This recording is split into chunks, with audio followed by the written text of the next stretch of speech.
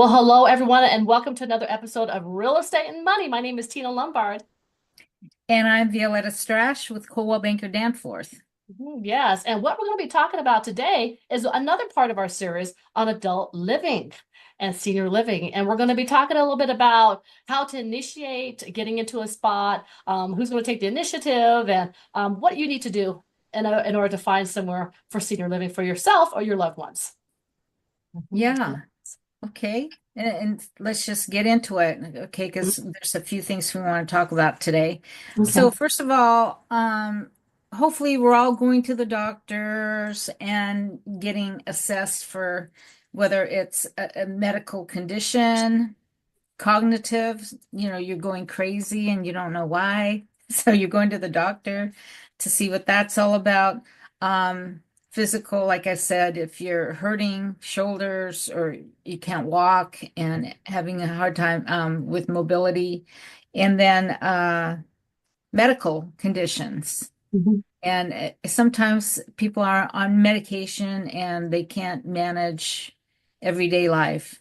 So your physician will probably initiate something, as Tina was saying. And then if you have a geriatric care happening, they often need nurses, if the geriatric care people. They provide a care plan for you, what's going to happen because you can't live at home by yourself anymore. Yeah, yeah, yeah. And yeah, what what do you need to do? You don't want to be responsible for taking your medication at a given time because you won't know, or maybe you can't remember, or some other issue.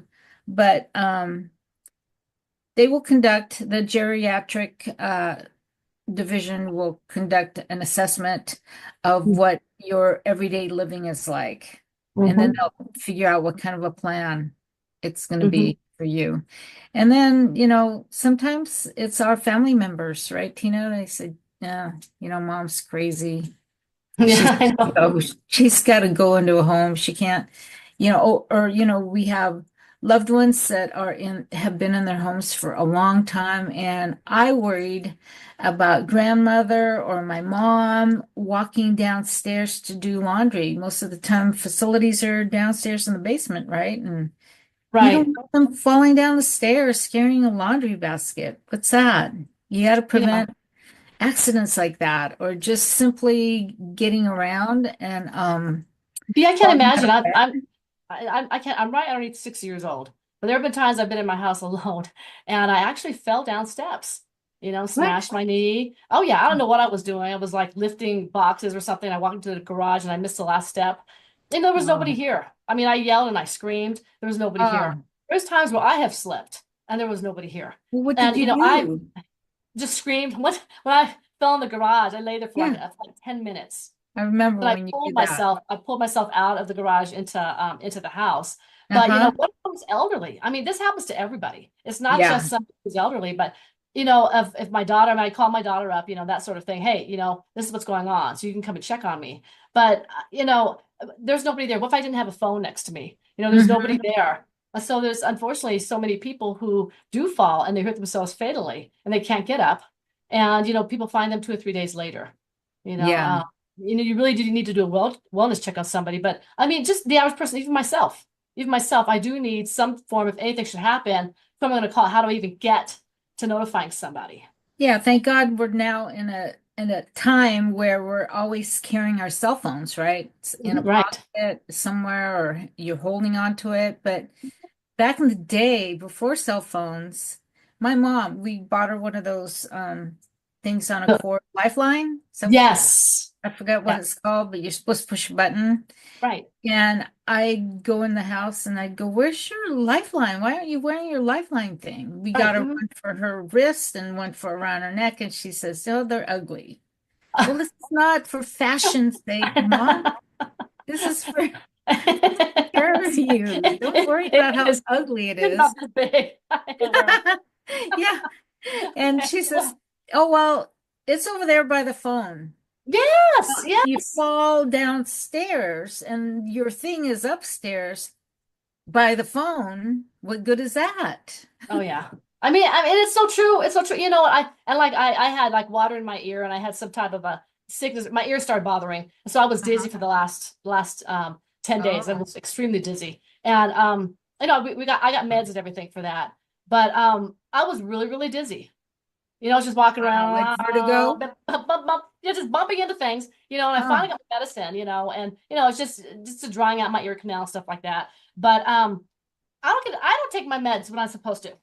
I don't take my antibiotic when I'm supposed to. Here I am, a full body, full capable mind woman, and I'm like, when did I take that Sudafed? Or when did I take the antibiotic? I'm like, yeah, oh my gosh, I can't imagine my parents. And it's not because maybe they're not cognitive enough. Maybe they're just busy. They're busy, and right. time runs away from them. And so it's like you really do need to do a wellness check. And if yourself, if I found myself always falling and always forgetting my medicines, then I need to check myself in or something like that, or talk to at least a family member and say, hey, this is Yeah. what's going on. I need you to check on me. Oh Because if I don't gosh. do A, B, and C, you need to get me some help, whether I'm in denial or not. You know? Yeah. Yeah. And like we would call my father-in-law because Mhm. he was always cooking for himself. He didn't want anyone Yes. Then dealing the with thing that. is, He had a sometimes he specific forgets to turn meal, off the specific stove. time, Oh, and the same yes. You can have item an for Oh, every meal, explosion, a and they have to be fire, placed by the whatever, and pan a he's there certain by time. himself. So yeah. But It's good he's to get worried cameras. about Huh? him. I don't know if you thought about doing that, but people have pet cams where they just watch their Oh pets all yeah. day long, and they give them little Yeah, treats by pressing a button. But I mean, it's not too far-fetched to get cameras put around for your loved ones, especially when they're yeah, older. You that's know, right. and to watch them, because yeah, that is a I forget sometimes. V, this is I forget sometimes. I'm driving on the street. I'm like, did I turn that off? Did I Oh turn the earlier? God, thank goodness for smoke detectors in Tina's house. One way Yeah, to but alert you. I mean, it happens. I mean, it happens. Not that I'm getting older or anything, but stuff happens, and we do it. We're Yeah. able-bodied, but you've got loved ones, and sometimes they're not caring for themselves, or they just do not care, or if they do have early signs of dementia, they're not going to remember their meds because their meds are to remember. So you got Yes. to watch them. But when's that line between them caring for themselves and being able to function and going into assisted living or somewhere where Yeah. somebody's watching over them? Yeah, you got to collaborate with the medical professionals, of course, because you don't want to just spend all kinds of money putting your parent in a home and find out, oh, it was just a temporary thing, right? So talk to your doctors or your parents' doctors and make sure you get the right kind of facility to go to for them to be safe for the most part, to be their health taken care of and to be safe. And that's what this is all about, the assisted care homes and the different functions for all the different ones. And then there are people in our community that need assistance, government assistance. So you're looking at long-term insurance and Medicaid, Mhm. right? Medicaid is just an amazing labyrinth of different things that you need to uh, go through from getting your loved one assessed to where they need to be placed to who pays for what. Usually Medicaid, if you're homeless or you can't afford these things, they'll take care of a lot of the payments for that. Sometimes if a family member is on Medicaid, they'll take care of everything except for maybe over-the-counter Mhm. drugs, Mhm. certain supplies and equipment that is needed. Right. And if your family member is 24/7 care, there's a lot to, and I have a brother who is he's in a facility, in an adult care home, suffering from a stroke. And there are different things I'm finding out that he needs that we'll have to get. And one of the things, I don't know if I mentioned this last time, but I had to get a stripper pole. I call it a stripper pole, but it actually You told me is stripper pole. something, yeah, yeah, from floor to ceiling. And it's got grab bars so you can be assisted from moving from your bed and holding onto the pole, twisting it around and sitting in your wheelchair. So the stripper Wow. pole comes in handy, and Mhm. sometimes you have to pay for it if it's not Mhm. taken care of by insurance or Medicaid, for example, and then transportation, getting people to and from any of these facilities. If you don't have a doctor coming into the facility to see you, do your biweekly assessments, you need to go to their clinic. And transportation, what is that? You can't go by ambulance all the time. If Mm, you're in a wheelchair, much. you Mm, need a mobility van, right? Something, right. if you're in a wheelchair, they can wheel you right into the van and get you to and from. Or, I don't think Tina has a car, because I certainly don't, where I can Yeah. put a wheelchair in the car, or help anyone moving from a wheelchair into your Mhm. vehicle. That's just a lot. And there are services that can charge you up to $200 to get you to a 10-mile trip to and from a Yeah, facility. that's just Crazy. way too much. I know my sister, unfortunately her son had a wheelchair up into his young adulthood, and she Uh, did get a van that was donated by the church oh. that was wheelchair capable. She has it now, and I think she's Mhm. thinking about maybe using it for people in the future. But that's not something that everybody has. People have SUVs, they have vans, Mhm. but not set up to accompany somebody in a wheelchair. That's a Let me very know. I know of an adult family home that could use a wheelchair, so they might buy it from your sister. Ask her if okay. she's wanting to sell that thing, Okay, because I I've heard will. I that going will. around. Yeah, and the commission would be taking me to Italy with that money. Okay, let's do that. Let's do that. But but I mean, people don't think about those expenses. If you have a loved one in a facility, they need to get to where they're going. They need to go to the doctor's appointments. If you can't take them, they're Yes. going to need wheels in order to take care of their health. You Yeah. know. And So what? then once you get from a hospital situation to maybe a rehab facility, and then after that, they're going to want to know what kind of long-term care plan you have in mind. Maybe it's an adult care home, and that facility Mhm. will come and do their own assessment, because they can say, oh my God, this person needs 24/7 care. We're not set up. We don't have enough caregivers in our home to be set up for someone like that.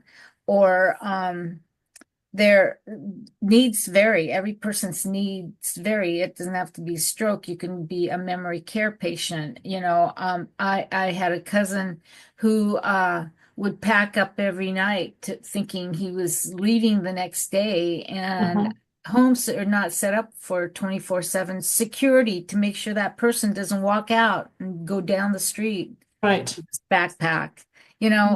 So unfortunately he Yeah. got kicked out of the home. So Mhm. that's an assessment Wow. that the Well, I know. facility has to decide, right? I'm glad you brought that up. There are some facilities where you can take care of them during the day, but you work during the day. So there are some the daycare.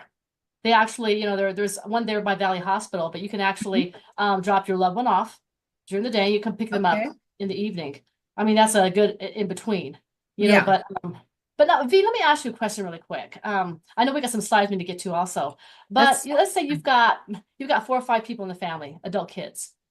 Who is the one that needs to step up when mom and dad need to go to facility? Who's usually the one? Whose responsibility is it? well, in our culture, it's usually the oldest Hmm. Yeah. that takes that role. And Mhm. then in some cases, there are families who, yeah, you have all these adult children, but maybe some of them are kind of dense, or not capable, Yeah. or could care less about what happens. So it'll fall on someone with that compassion, the heart, and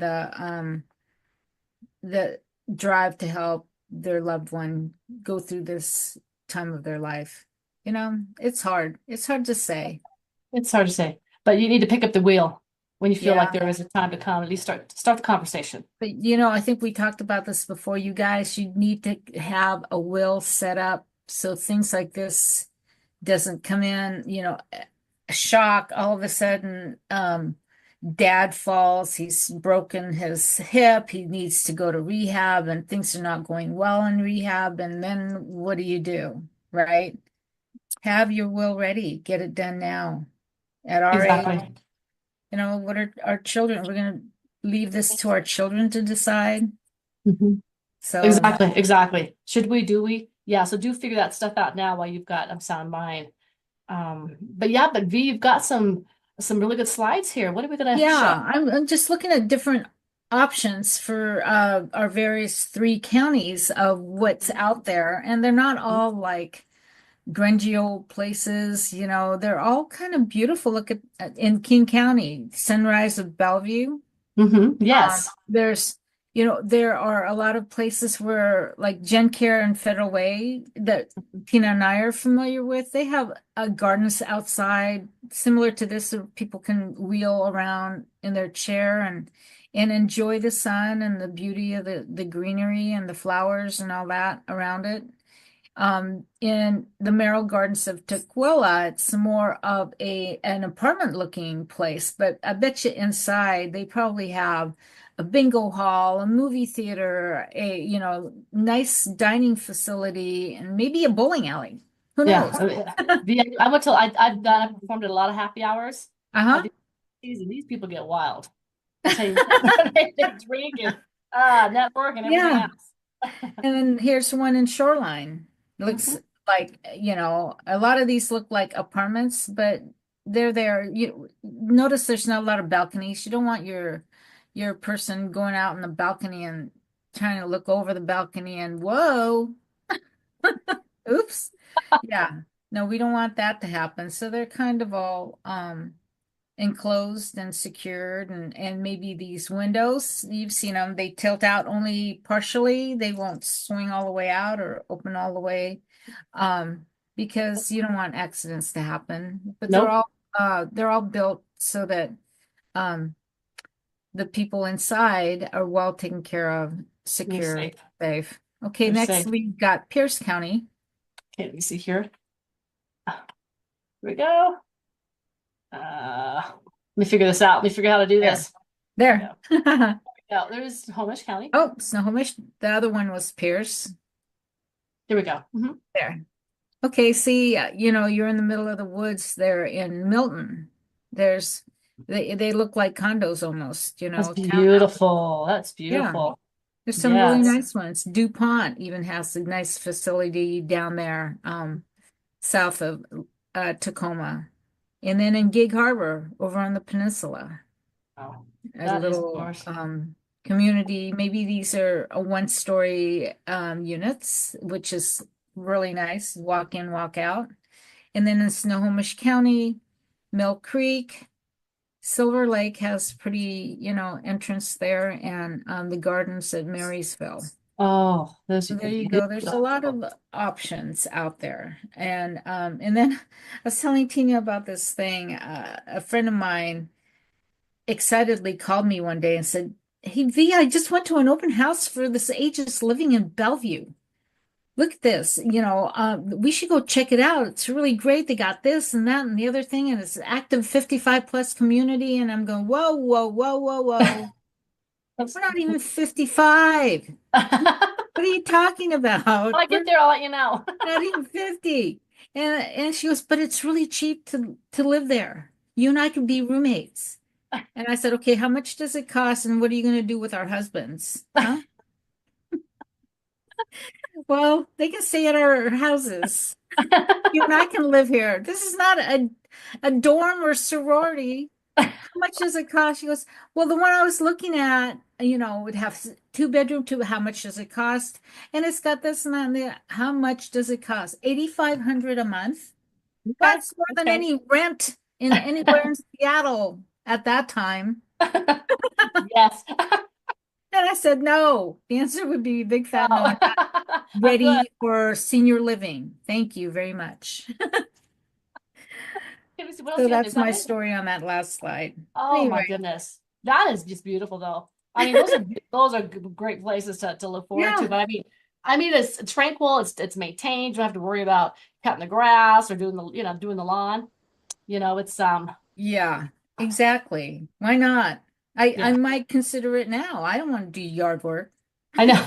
I don't want to do I know. anything. Yeah, I just want to enjoy the flowers in their little pots and whatever. But it is, you and I have been talking about this recently since we're doing this series. It is really expensive to get into these things. And what do we do, Tina? What Yeah. should we do if we have a mom, dad, whoever that needs to go financially? What Yeah. do we do? Sell the house? Yeah, a lot of times you want to, it's a transition because a lot of them don't go easily. They don't leave their house easily. So sometimes you have to get them into the facility and make sure they're secure so you can start selling their house and start getting everything together. And if you have to give away gifts or give away furniture or whatever, Yeah. you can take care of that. But a lot of times it's smarter just to take them out and put them into somewhere, an assisted living somewhere, and then you go into the house. It's very hard to sell the house or what have you when you've got people who've been living there for 50, 60 years and they don't want to Right. move. So you get them out. As far as selling, you can sell the house and put that in a fund towards their assisted living. Okay. Um, a lot of our parents, like my parents had insurance for long-term care. So their insurance paid like $7,000 a month for Uh, assisted living. So that was taken care of. But the house, my mother lived in assisted living facilities for over a year and a half, but she still had her house. So we're still doing the taxes and the wow. utilities on the house because she just would not, she refused to let it go. But it was a Hmm. lot easier to get to the house and do what we needed to do when she wasn't there. So a lot of times, if your parents do need supplemental income, get an ADU, see if you can get an ADU and see if that's fine for a while. You can Okay. get a refinance on your house. You can do a cash out refinance. Maybe you could take some cash out and buy an ADU for your parents to live on your facilities and have Hmm. an angel helper, what it's called, Yeah. to come and help and see if that works. When they get to the point where they cannot walk, and they've got severe dementia, you're afraid that they may just walk off and never come back. That's when you really go into a healthcare facility where there's other people there 24/7. But if it's just about, making sure that you're around them, you see them, you cook for them, the grandkids are running around and taking care of them, then maybe do an EDU, get a home equity loan out of your house, take that money out and build an ADU and get Ah, a cash out refinance. great And idea. Yeah. that's a lot cheaper. You having let's say $1,200 a month on a $200,000 HELOC, you build them an ADU. $1,200 a month is a lot cheaper than $8,000 a month, Right. right? So see if you can do that. And let's just say that they do say, Hmm. "Hey, you guys are crazy. I'm out of here. We're gonna go to assisted living where they have bingo and casino night." Your ADU actually is good for rental or for your kids while they're going to college. So that ADU will not go into a There you bad go. bad spot. You can always still use it. Yeah. A lot of people who are in between that, where they're like 70, 80 years old and they do have cash in their house. A lot of people that are over 70 can actually do a reverse mortgage and they can use some of that funds or they can take that cash out to get into an assisted living facility or what have you. Sometimes you'll have one of the spouses in assisted living, but the other spouse is fine and they're still living in the house. But they need extra money for the other spouse that needs care to go Right. into an adult facility. You can do a reverse mortgage. And with a reverse mortgage, as long as you have 50% loan to value equity in your home, there is no mortgage payment. So that's nice. Hmm. If you're at that point where let's say that you're 49 and he's 87. So I don't know, he's an assistant living, and you're just like, well, yeah, I gotta live here, but you don't know you have money in the house, you have equity in the house, but you don't necessarily have cash out of pocket. Well, they could do a reverse mortgage where they can take cash out of their house and you not have a mortgage payment. And they can use that money to get the care that they need in assisted living. But if you're thinking about selling their house now, please call Violeta up or call me up immediately and just see what the value of your house is. If you were to build an ADU, just call us and say, hey, this is the address, this is how much I owe, how much should I take out, how much can I buy an ADU for, or something. Can I put a mobile home on my property? What can I do? So, it's free to just call us and ask for numbers. That numbers don't hurt, but numbers Right. can empower you and numbers can actually help you sleep at night knowing, exactly what things are going to look like should you have to put a loved one in a assisted facility. There you go. There's a lot of great options. Tina has all kinds of programs and she can discuss each one of those with you and we'll figure out what makes sense for you and the family. And hopefully everybody will be happy at the end and your loved one is safe and sound. Mhm. There are, a while back, I knew of a place where you get to live there maybe for a week. Pretend like you're living there Mhm. and do all the things and see if you like the caregivers. And, it's like a week's rent, like Oh. at a hotel. Mhm. So you make a reservation, stay for a week, 2 month, and then just stay forever. Okay, yeah. So in other words, And it's that's a not good set in stone. option to do. In other words, Yeah. it's not set in stone. You can go in and visit a place Yeah. first. It's not Day set in before you stone. buy. That's pretty smart. That's pretty Yeah. smart. I have to look that up, see what they're doing these days. But anyway, Well, here's the thing, the baby boomers are still there. The baby boomers are they're going through their senior living right now, and they are still a majority of the population. So these are questions that most of us are going to be dealing with. Either we're going to be there or our parents are there. But yeah, the baby boomers are going through this whole very subject we're talking yeah. about right now. And it's a very normal conversation if you want to give us a call. Hmm. Yeah. They're the ones that are gripping to the door jamb as you're trying to pull them out the door. I I know. gotta get you into a facility, Mom. Let's go. And your nails are like, no, No, you'll yes. carry me out of here in a box. No. I mean, it's true. It's true. You got to do something. You got to figure it out. You have I got to love all find my out. things, right? I've collected all my crap in this house. This is my house, and I'm gonna live here till I die. You know, No. a lot of times you could say, "Hey, we're going to rent this out to family members just to get them out of the house and then let them have some positive cash flow." That's an option too. Oh, Oh, yeah, if they don't want to sell the house, fine. We're going to rent it out to another family and we're going to get you out, but you'll have some positive income. But there are yeah, ways to use your house. yeah. Mom, you can go to the casino every night with This this works. income. Surprisingly, this works. From the Filipinos. Trust me, that'll work. Anyway, so we this ends. This is the ending of our this episode. But please join us next week. We've got more good stuff when it comes to senior living and active senior living. Yes, Yes, those 55 plus people, we're that's gonna right. talk about them. When Yay. we get there. Okay. So Thank thank you you. all for joining us today on Real Estate and Money. Yes. Bye bye. Bye.